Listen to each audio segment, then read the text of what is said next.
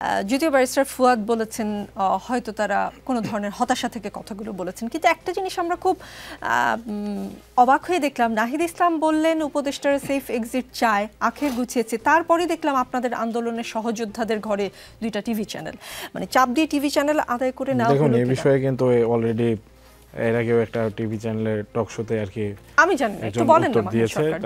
এই টিভি চ্যানেলের যারা মালিকানা বা শেয়ার হোল্ডার এখানে বিভিন্ন রাজনৈতিক সংগঠনের সাথে যুক্ত অনেকেই আছে, কিন্তু তাদের নাম আসছে আপনাদের নামে হয়েছে। হ্যাঁ, লাইসেন্সগুলো আপনাদের সহযোদ্ধাদের নামে। সেখানে আর কি সবাই মানে বিভিন্ন রাজনৈতিক দলের আরো অনেকেই আছে, তো সেই জায়গা থেকে হয়তো তাদের নামে হওয়ার কারণেই এটাকে এনসিপির চ্যানেল বা এই জাতীয় কোনো কিছু বলা হচ্ছে। আসলে বিষয়গুলো সেরকম নয়। আমি অনুরোধ করব যে আসলে এইভাবে প্রচার না করতে, কারণ যদি প্রচার করাই হয় আসলে পুরোপুরিভাবে মানে সবার তথ্য নিয়ে ডাটা নিয়ে আর কি প্রচার করা উচিত, তা না হলে আসলে জনমনে একটি এইরকম যদি একটা অপপ্রচার হবে, আপনারা রাজনীতি করেন, এখন রাজনীতিতে অনেক হিসাব নিকাশ করতে হয়, তাহলে আপনাদের নামেই কেন লাইসেন্সগুলো নিতে হলো, মানে আপনাদের সহযোদ্ধাদের নামেই কেন নিতে হলো? তারা দীর্ঘ সময় যাবত তারা বিভিন্ন চ্যানেলের সাথে যুক্ত ছিল, তাদের মানে সাংবাদিকতার অভিজ্ঞতা আছে। তারা টিভি চ্যানেলের সঙ্গে যুক্ত ছিলেন না? মাহিন সরকার টিভি চ্যানেলের সাথে যুক্ত ছিলেন না, কিন্তু তারা সাংবাদিক ছিলেন। হয়তো খুব বড় রকমের কোনো প্রতিষ্ঠানের সাথে যুক্ত ছিলেন না, কিন্তু তারাও সাংবাদিক ছিলেন। তো সেই জায়গা থেকে তাদেরকে মাহিন সরকার দেখুন, একটি জায়গায় আসলে শেয়ারে যদি কেউ থাকে বা শেয়ার হোল্ডার হয়, সেক্ষেত্রে তো যে কারণে আমি থাকতে পারে, তো সেই বিষয়টাই আর কি আমাদের এনসিপির তরফ থেকে আমাদেরকে আর কি ব্যাখ্যা করা হয়েছে যে এভাবেই আর কি টিভি চ্যানেলের নাম নেওয়া হয়েছে এবং এটি আর কি গণমাধ্যমে প্রকাশিত হয়েছে যে এনসিপির একটি টিভি চ্যানেল বা দুইটি টিভি চ্যানেল আর কি আমরা আপনাদের নামে যদি টিভি চ্যানেল হয় সেটা তো প্রচারিত হবে আপনাদের নামে, অন্য কারো নামে তো প্রচারিত হওয়ার সুযোগ নেই। গণমাধ্যম তো এইভাবেই কাজ করে, কাগজে কলমে যা দেখবে সেটাই বলবে, তার পেছনে কারা আছে, কাদের সঙ্গে মিলে আপনারা নিয়েছেন সেটাকে সংবাদ মাধ্যম প্রচার করবে। সেটাই তো আমি বলছি যে তাহলে তার পেছনে যারা আছে প্রত্যেকেরই তো একটা মানে যারা বিএনপি পন্থী ব্যক্তি তাদের মধ্যে শেয়ার হোল্ডারের মধ্যে, তো সেখানে তো তাদেরও তো মতামত থাকবে, এখানে তো তাকে আমি বাদ দেওয়ার সুযোগ পাচ্ছি না।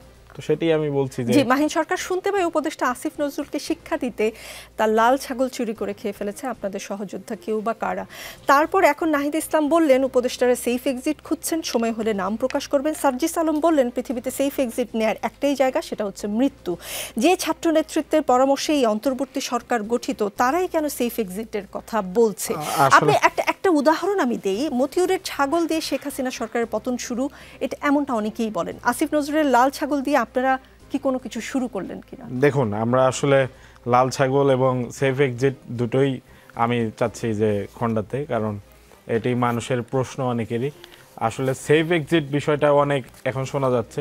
সেফ এক্সিট বলতে আসলে নাহিদ ইসলাম কি বুঝিয়েছেন তিনি আসলে সবচেয়ে ভালো বলতে পারবেন। এখন আমার কাছে মনে হয় সেফ এক্সিট বলতে আসলে অনেকেই ধরে নিচ্ছে তারা হয়তো বিদেশে পালিয়ে যাবে উপদেষ্টারা বা সেরকম। আসলে এই যে উপদেষ্টা মণ্ডলী আছে তাদের কিন্তু অ্যাকাউন্টেবিলিটির জায়গা কম। ফুয়াদ ভাই বললেন যে তারা কিন্তু প্রেসকে কম ফেস করে, তো তাদেরকে কোশ্চেন আসলে কে করবে? আমি তো গিয়ে কোশ্চেন করতে পারবো না। এখানে গণ অভ্যুত্থানের নাহিদ সাহেব একজন নেতা, আমিও একজন ভূমিকা রাখা ব্যক্তি, তো আমারও কিন্তু অনেক কোশ্চেন আছে, আমার অনেক বলার জায়গা দরকার, কিন্তু তাদেরকে বলার মতো কোশ্চেন করার মতো আমি জায়গা পাচ্ছি না। তো যে গণ অভ্যুত্থানের যে জায়গাগুলোতে আমি মনে করি যে কাজ করা দরকার ছিল, সেই জায়গাগুলোতে যদি কাজ না করে এই সরকার চলে যায়, তাহলে তো আমার অবশ্যই তাদেরকে প্রশ্ন করার জায়গা আছে। তো সেইখান থেকেই সেফ এক্সিট তারা হয়তো খুঁজছেন কিনা, এটি আমার জায়গা থেকে মনে হচ্ছে যে সেফ এক্সিট বলতে তিনি আসলে সেটি বুঝিয়েছেন। এবং যদি হয় যে তারা বিদেশে পালিয়ে যেতে চান, এটা আসলে নাহিদ ইসলামের টোটালি ক্লিয়ার করা উচিত।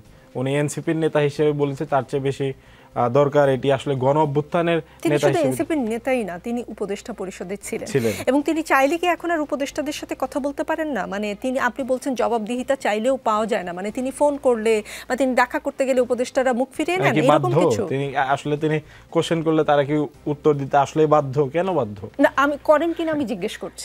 তিনি করলে তো আসলে তিনি এই কোশ্চেন রাখতেন না। জি জি, তার মানে সম্পর্কটা ভালো না এরকম কিছু উপদেষ্টাদের সঙ্গে। আরেকটি হলো ছাগল কাণ্ডের কথা বললেন, এখানে আমি সেই প্রশ্নে দিতে চাই, উপদেষ্টাদের সাথে সম্পর্ক ভালো খারাপ এটি নাহিদ ইসলাম ব্যক্তিগতভাবে দিতে পারবেন। তবে আমাদের কাছে মনে হয়েছে নাহিদ ইসলামের বিভিন্ন কথায় বিভিন্ন সময়ে বা পার্টিতে তিনি বিভিন্ন সময়ে যে কথাগুলো বলেন সেখান থেকে আমাদের কাছে মনে হয়েছে যে এই উপদেষ্টা পরিষদের আসলে যে দায়িত্ব ছিল পরিপূর্ণভাবে পালন করতে বিভিন্ন ক্ষেত্রে আমরা দেখেছি যে ব্যর্থ হয়েছে। এই যে আমরা মাত্রই জানলাম একটি তথ্য যে সেটি হলো 73%। এটি আসলে অলরেডি বিভিন্ন সংবাদ মাধ্যমে প্রকাশিত হয়েছে, 73% যাদেরকে ধরা হয়েছে অপরাধে তারা ছাড়া পেয়ে গেছে। তো তাহলে 100 জনের মধ্যে 73 জন অপরাধী যদি ছাড়া পায়, সেখানে তো আমার নিরাপত্তার প্রশ্ন আছে।